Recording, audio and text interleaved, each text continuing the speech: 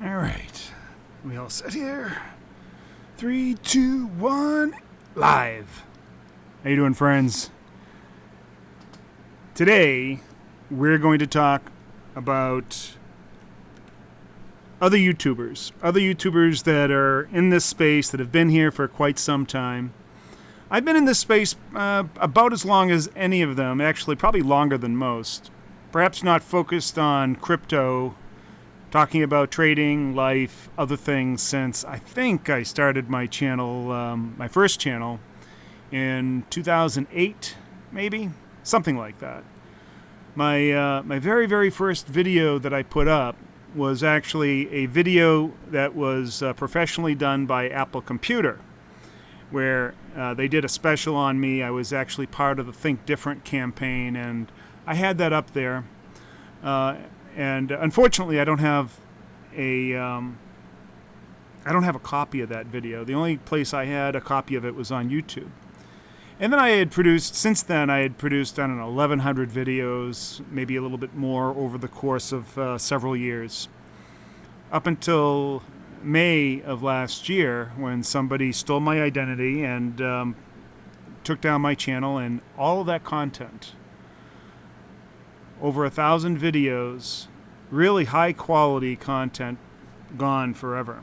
I had started getting into crypto about a year prior to that time. And I was bringing to the table something that virtually nobody else in the crypto space was bringing, and that was real industry experience. Almost all the other crypto YouTubers were millennials. There were some that had some more experience in that. They were maybe degenerate traders that were coming in and then seeing an opportunity to capture some audience. Very, very few, though, because most people that were coming into the crypto space had no trading experience whatsoever. All they knew was that this was the next big thing, and this is how they were going to obtain their Lambos and hoes and all their other dreams. And that inspired me to add my own contrarian view, because everybody else was this kind of Bitcoin or crypto maximalist, and they all got caught up in the altcoin craze with all these crazy ideas that had, business plans and use cases that had absolutely no business being in business. And of course, I've been in the industry for, now going on 45 years. Well, not 45. I'd say 41 years. 45 is stretching it. 42. A long time. Longer than most of the people that have been in this industry have been alive. And from the very beginnings, low-level technologist, consultant, to the very top, being an executive in a Fortune 50 company. And so I felt like I had a lot to offer. I understood the technology. This is technology that I have been working with, distributed computing, since its beginning. And particularly in the area of finance. That's where I did most of my work, so I thought I had something to add. And I saw the bubble forming, the 2017-2018 bubble starting to form around late summer of 2017, and I had recognized what it was because I had seen it many times before. I had done many, many videos and treaties on previous bubbles in different markets in those 1,100 videos that I had. And a lot of people were looking for answers, the next catalyst, the thing that was going to moonshot Bitcoin and make them all millionaires, and Lambos and hoes would start raining down. And I particularly remember, now I was also at the time a professional futures trader, running a lot of money, millions of dollars, and very in tune to the futures market as well as other markets. And that's when there was these rumors coming out about CME futures that were going to hit the market, and everybody thought that this was going to usher in just like a big vacuum, just suck in all the institutional traders, and then all this money would come in and Bitcoin would go to $1 million a coin. And I tried to tell people that this just was a fantasy, that if anything, the whales and the miners would be using this to their advantage, because they understood that they could drum up this hype, perpetuate it, keep it going, and bring it to some crescendo, and they could take full advantage of it by using those futures to short the friggin' hell out of Bitcoin. And of course, the miners, to them, this was a godsend, because now they had a way to essentially put an insurance policy on their business. Of course, everyone was talking about this and how Bitcoin, right after its introduction, was going to just take off. And of course, my position was exactly the opposite. The other thing that really got me into talking about crypto was the total lack of education and understanding of markets and trading that virtually everybody in this space had and still has, or has not. None of them understand trading. Now, a lot of them have made some money, so that made them some sort of instant pundit, I guess. Instant credibility. Some of them bought their way into it.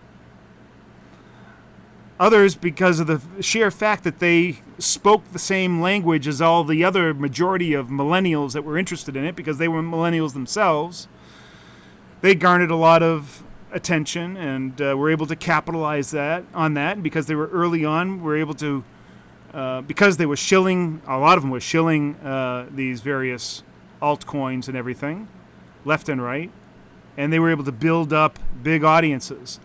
Now, I was also building up a big audience, but then after somebody, apparently, I think, pissed off too many people with my contrarian view, which was completely opposed. There was only one other person in there. His name was Crypto Investor, and I think he goes by something a little bit different these days. He was the only other person in this industry that posed a contrarian view. And we were growing together. He was a little bit ahead of me because he started before me. And then he just sort of dropped it all. And I think he came back for a little bit and he dropped it again 3 months ago. He had really high quality content, went into it in depth. I was more of an irreverent figure as I am now. So anyways, I'm going on, and I'm just giving you this sort of history of where all these people came from. Some came from traditional markets, and like Chris Dunn, and made their way and saw the opportunity in Bitcoin and started talking about Bitcoin because they were selling courseware and stuff like that, and made a bundle on that. Others like Data Dash, who knew absolutely, had some basic knowledge of technical analysis, and was a well-spoken, kind of an engaging kind of fellow. His channel experienced some unnatural growth from the time he was at about 5,000 subscribers to 80,000 subscribers. And it went up almost straight up. And the only way that would happen is if he bought subscribers, bought views. So I knew that happened because it was almost overnight that he became an instant success. And then because he jumped up to that 80,000 view point right at the crescendo when everything was starting to blow up, he just went ballistic. Now, since then, he's only, he sort of tailed off. He's still added a lot of people to his channel, I think 300,000+ people.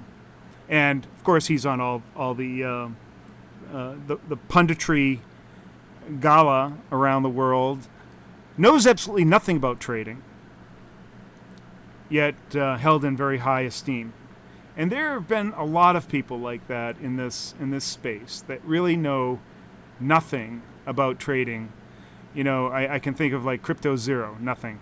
Data Dash knows nothing. Ivan on Tech, he brought an interesting angle to that. A very young man, probably a talented programmer, trying to come in with and discern or break apart or analyze the business end of thing, and he really knew nothing. I remember one time, because of the popularity of his channel, he convinced Peter Schiff to come on, and he had a debate with him, and it was really like amateur hour. There are others like, and I know a lot of these guys too, and I have it scrolling in the background, like,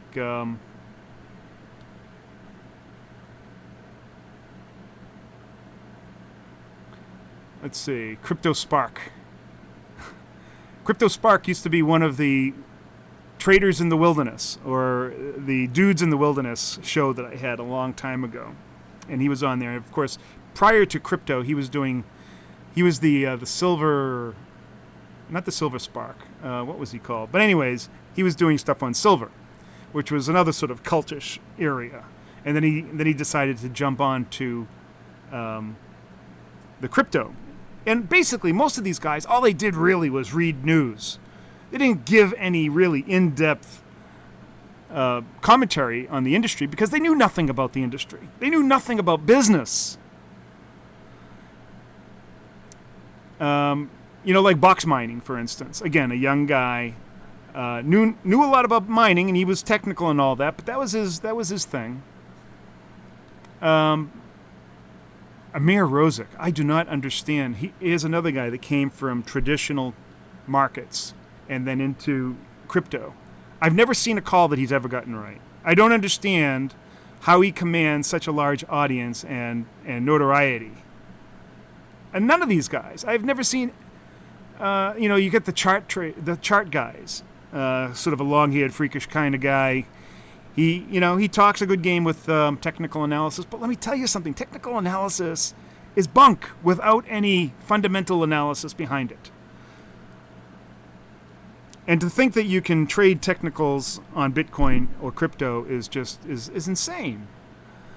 Some others, the Arcane Bear, and he was living off in some jungle somewhere, and I guess there was some allure to that. It was very cool. And he was developing his own product, very entrepreneurial, and so I have to give him props for that. But still, really knew nothing about industry. Crypto Bud. There's so many. I like Bitcoin Daily because he's funny. Is it Crypto Daily or the Daily? Yeah, I think it's Crypto Daily that I'm thinking. Crypto Tips, cute girl.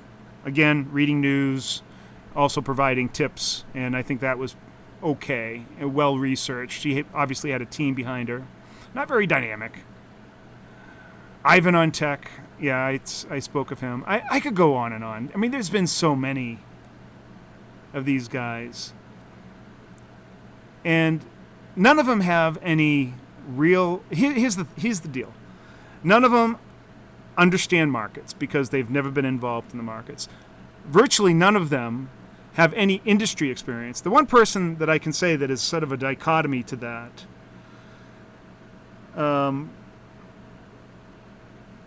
is Tone Vase. Now, Tone Vase was in the financial markets, but he was an analyst. He wasn't a trader. All right, so he really has no trading experience.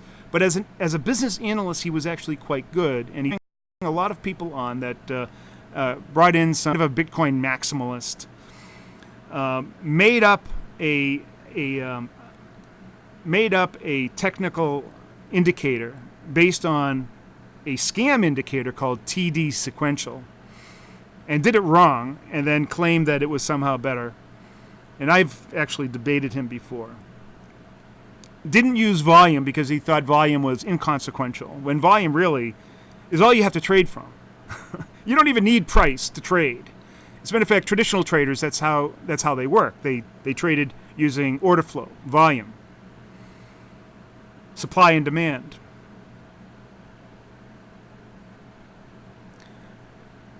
Yeah, there's other Krusty the Clown.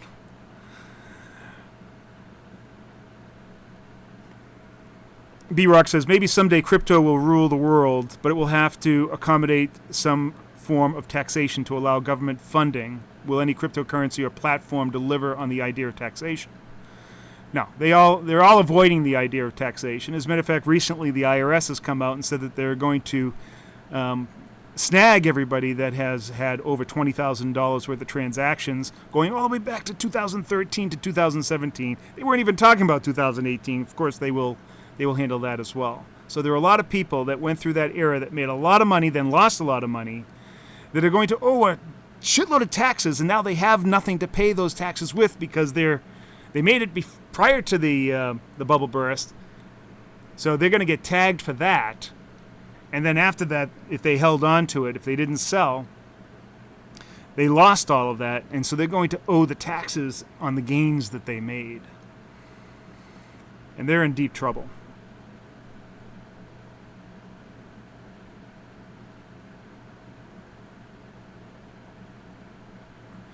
So Gertup says, hey, I just sold half of my position at 10,060. Hopefully you're right and Bitcoin goes to 5. I'm not... Wait. Don't trade on what I say. I mean, that is just dumb. And I'm not saying... And will it go to 5 or 7,000? It might. It might go down to 2,000. I have no idea. It might go up. I trade short term based on where I think things are going in the near term. I don't believe that you can predict anything too far out. You can look at general trends. You can look at the fundamentals and make some qualified guess or, intelligent guess on where things should be, where the market is. And that's generally what I've done. I didn't anticipate that we'd have this second bubble so soon, but it is coming back down. Let's see, where are we right now? So it's generally following the path that I'm laying out here. But you notice that I have multiple paths here, each one with its own level of... anyways, let's not get into this. I'm here to talk about these YouTubers. So there are all these YouTubers. Most of them do nothing more than regurgitate the news. And then they'll talk a little bit about price and talk up or shill an altcoin or the price of Bitcoin for their own benefit. And that's how they gather and get their... Now, there are guys like Crypto Lark. He's out of New Zealand. I have general respect for him because he spent a lot of his time interviewing other people. And he took a nuanced stance, did some analysis, but let other people do the talking. And so for that, I'll have to give him credibility. A little quirky, but still okay.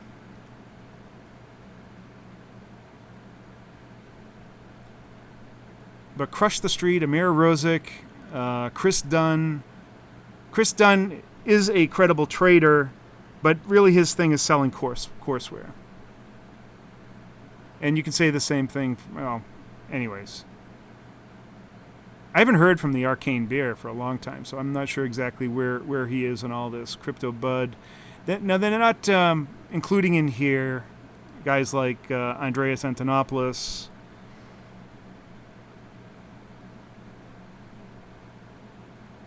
who's very widely respected. While he was going through, and Bitcoin was really on its ascendancy, talking about a number of topics, I picked apart virtually every one of his arguments, and none of them have come to fruition. I called him a fraud in the beginning because he professed to do everything in Bitcoin when that wasn't the truth. That he had absolutely no money and he was just out there slinging Bitcoin dogma and paying all his bills with fiat when he wasn't. And then when the truth came out that he had no money, there were some powers that be, I'm not sure exactly who did it, but they donated like $2 or $3 million worth of Bitcoin to him to keep him going because they needed him as a voice.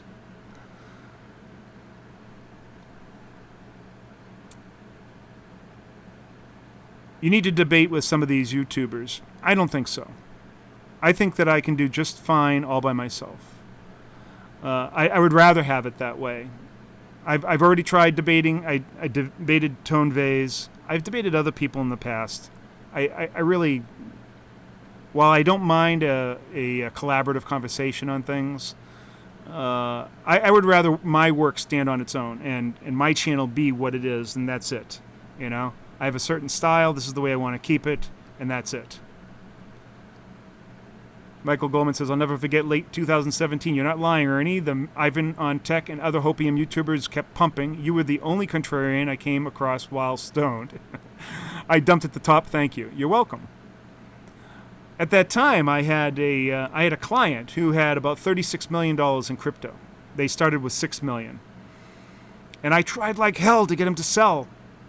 He didn't know how to sell. He didn't know that he couldn't sell through the exchanges because nobody would take that kind of action.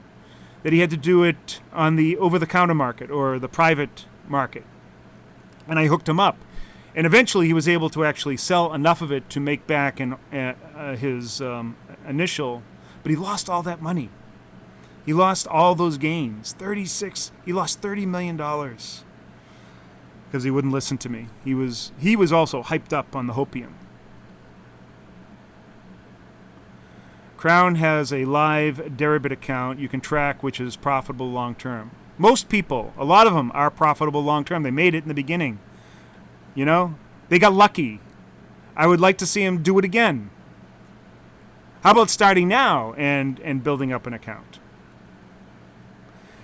Chuck A says the majority of crypto tubers are just shills to get views. Yeah, most of them are. I mean, the biggest shill of all, obviously, is John McAfee. He'll shill, and he'll tell you that he'll shill for just about anybody. Give him 25 Bitcoin or $25,000 or whatever, and he'll shill your coin. Crown has made 2 Bitcoin per week for 3 weeks now. Okay, so how much? What's his capital? It means nothing to me.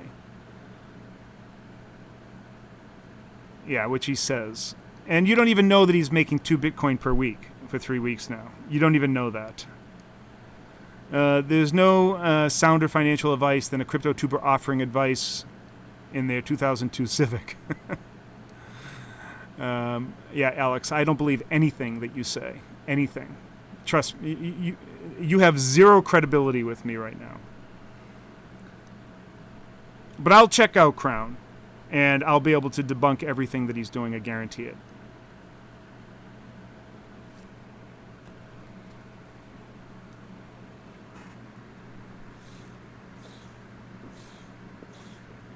Water. Trust me, it's water. John McAfee is a glorified marketeer. Well, he got there by pushing his antivirus software and sold it for, I think, about $120 million, and he's been living off of that. He got into mining for a while, got into trouble, and he's a supposed, quote, libertarian. I think he's just a scumbag, a degenerate with a lot of money.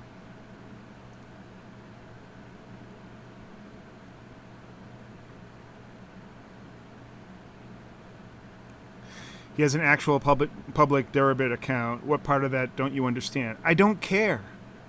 I really don't care. So he made 2 Bitcoin. Big fucking deal.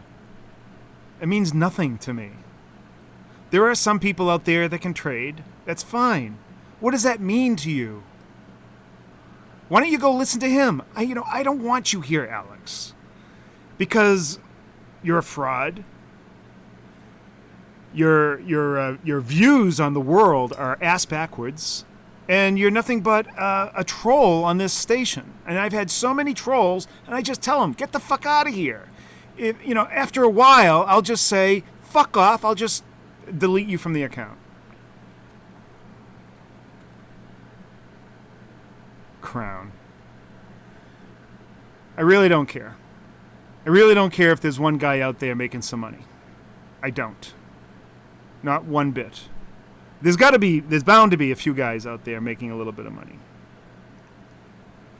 I'm just saying that this show is about the majority of these YouTubers out there that really have no experience. None whatsoever.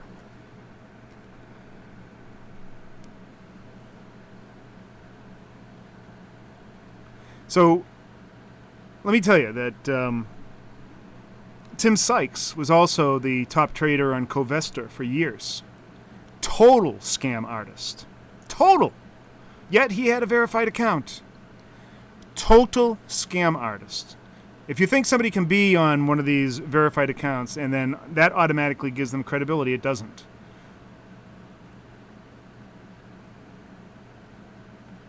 These markets are so easily manipulated. So Peter Schiff crushed Pompano on the Bitcoin debate. That doesn't surprise me at all. I'm not familiar with Pompano, but Peter Schiff can hold his own on just about any kind of debate. Doesn't mean that he's right, but he is a good debater. He is a perma-bear, and eventually he'll be right. I'm not getting defensive. I'm just, bringing up one guy that might have made a few Bitcoin doesn't prove anything. I mean, let's just talk real here. All right.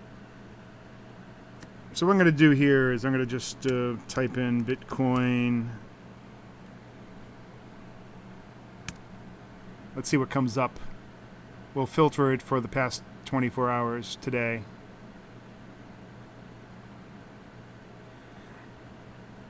So let's read some of these headlines. So Crypto Zombie says Bitcoin on track for $8 trillion market cap. Alrighty. The moon. I've watched his technical analysis. It is such bullshit. Virtually every one of his techniques that he uses, I've used hundreds and hundreds of times on thousands of different strategies. I've debunked them all. He says Bitcoin to 400,000. Crypto Jeb, Bitcoin to 1 million. That's the first three.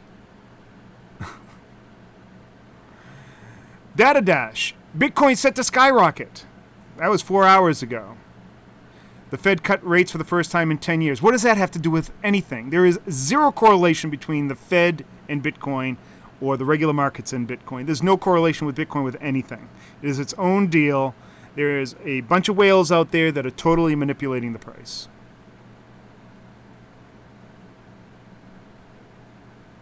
See, even CNBC television.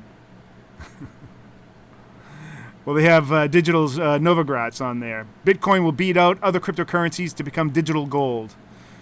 CNBC is the biggest shill, followed by Bloomberg, the second biggest, followed by Fortune, and then Forbes, all crypto shills.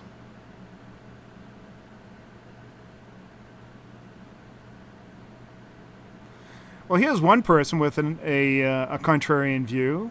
OpticalArt.com. I'm going to have to check them out. Here's somebody that is actually believable. Think the Bitcoin is in a bull run? Think again, we're just 7 days away before BTC crashes down, which is essentially what I'm saying too. Crypto R Us, Bitcoin versus gold debate. Okay, they held that debate. That was 1 hour ago. Crown's Crypto Cave. I've watched him. I've watched this guy. He is a total fraud. Fast-talking total fraud. Schiff is a joke. He understands Bitcoin just fine. He puts an act so people can tune in. He can get more publicity. Well, he also owns a successful investment company, and he helps people with their investment choices. He's a certified investment specialist. Licensed. So he's the real deal as far as that's concerned. His company is worth about $100 million. So you can't take that away from him.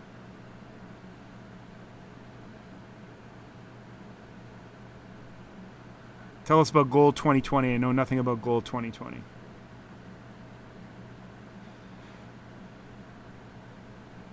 The Bitcoin fund manager is another shill. Urgent Bitcoin forecast bullish. I've watched him for ages. That was the guy at first that would not deal with anybody unless you had 50 Bitcoin. Then he dropped it down to 25, then down to 10 when the market went to hell. There's another guy, I think, Crypto Tech Crunch or something like that, which is a total shill network.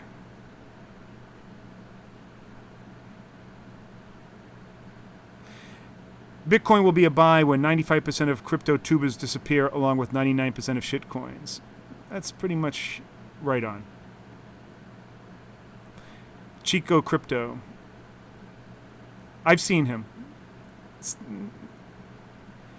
Some of these guys have some experience with trading, and and like Chico Crypto, Crypto Bobby has come in with a fair amount of trading in traditional market experience, and so for that I respect what they do. But what they're doing essentially is they're shilling their course.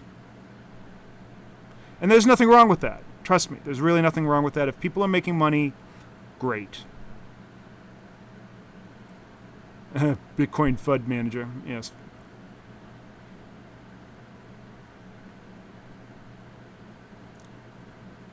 Now, there are a few Bitcoin worst nightmares starting now.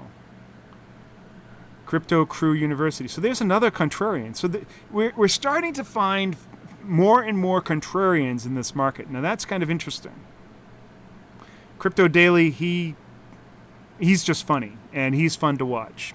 If there were one crypto YouTube channel out there to watch, I would say him, because he has talent for making you laugh, and so that is good. And he even says he has don't listen to him because he knows nothing of what he's talking about. CryptoVisor, Bitcoin price and the Fed rate cut. I can't understand why anybody is conflating the two. There is no correlation whatsoever. Oh, Tech Cash House. They have been talking up Bitcoin from the very beginning. Every day is a story about how Bitcoin's going to go to 100,000 or a million or a billion. Every day. There is not a single negative report that channel has ever put out. I don't know who's paying them, but they've managed to get a lot of viewers on bullshit stories.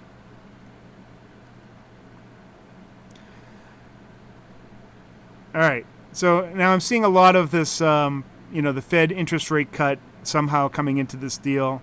It's just a good talking point because they have nothing else to talk about. I'm just telling you right now there is no correlation. How about that future trader guy? 95% of his videos are rants about Bitcoin. Yeah, you're talking about who used to be... Is it Crypto Futures?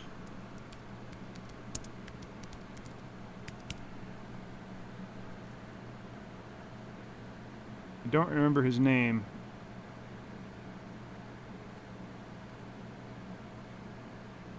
No, it's not Crypto Futures. It's something else. But anyways, crypto people are conceited. They would have correlated Fed raising rates with Bitcoin as well. Yeah, you're right. The context does not matter for them. They think all news is bullish for Bitcoin. That's exactly right. That's the point. That's the whole point. It's the whole point of my channel. No matter what they Murad Mahmudov thinks Bitcoin to 10 million. Of course. I'm sure that will get him, 20, 30, 40,000 followers. Michael Goldman says the problem with us millennials is that in this instant microwave age, we have no patience. We expect Bitcoin to moon now, and a lot of millennials think that they're entitled to that. That's how all my friends got wrecked buying in the highs 14K last month. Bo Polney. I like Richard Hart. He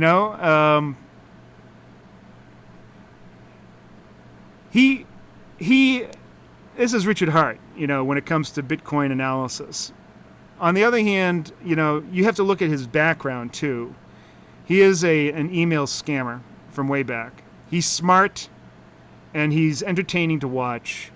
So from that point of view, and he's made some money with his own businesses, so I guess I can give him cred there. And so I enjoy watching him. Would I take trading advice? No.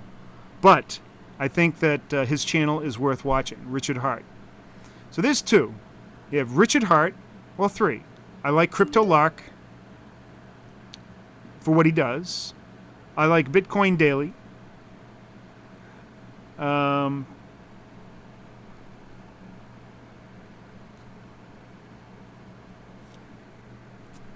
Damn if I could remember what this other guy's name is.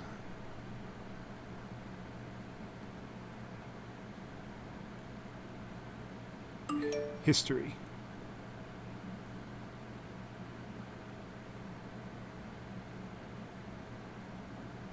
Let's see if I can find...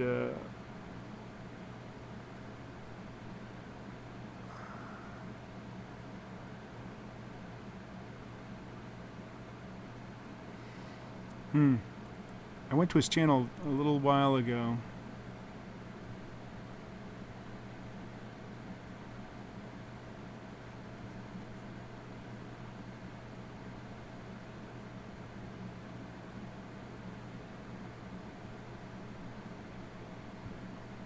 No. History.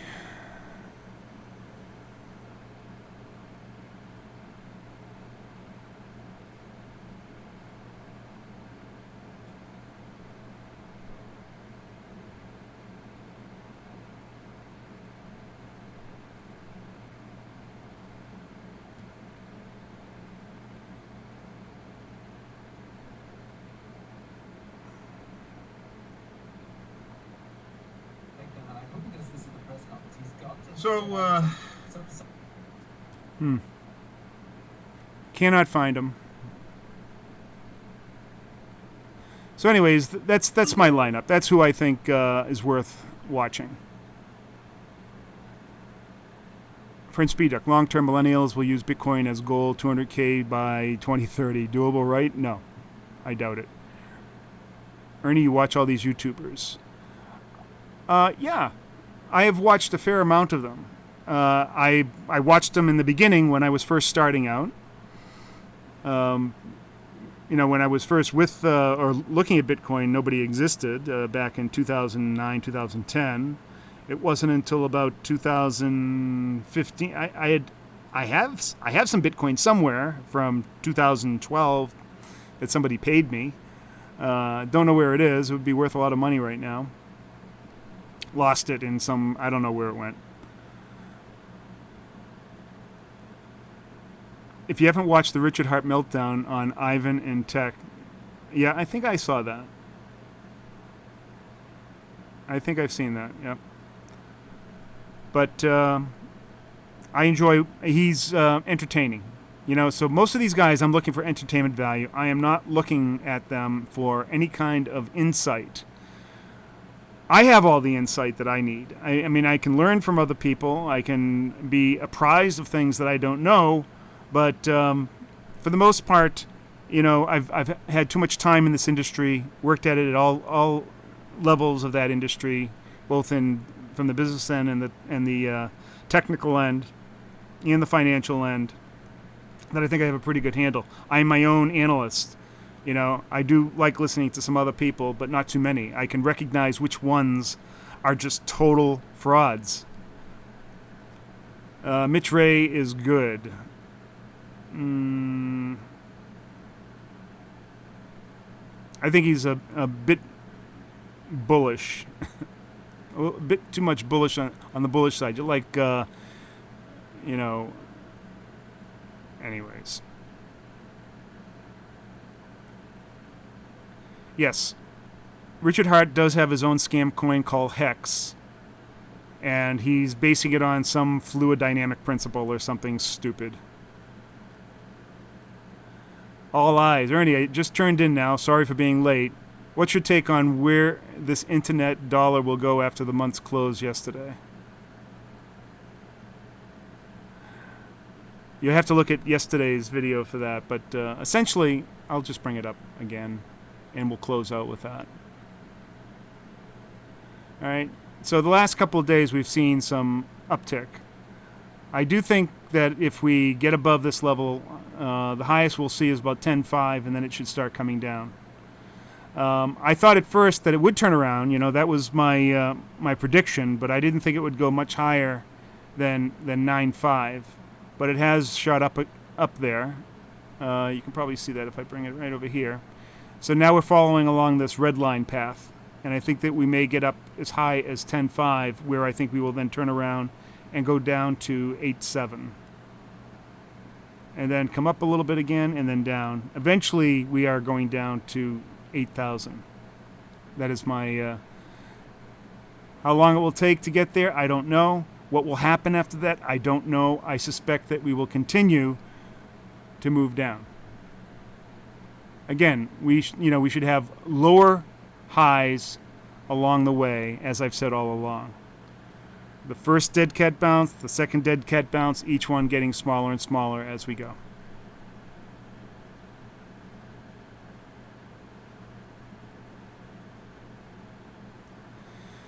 But let's see.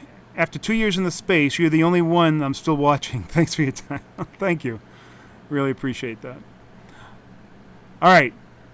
That's all I've got to say. I want to thank everybody for showing up. Please go down, hit the like button, share this video out on your social media, and we'll be back tomorrow for the last show of the week. And I'll do another analysis. I mean, I think after today we should see what the resolution of today's bar is. If it ends up being a red doji here, then I think it'll have a hard time moving up to 10.5. If we close on an uptick, I think that we will reach 10.5, 10.6, and then move down from there.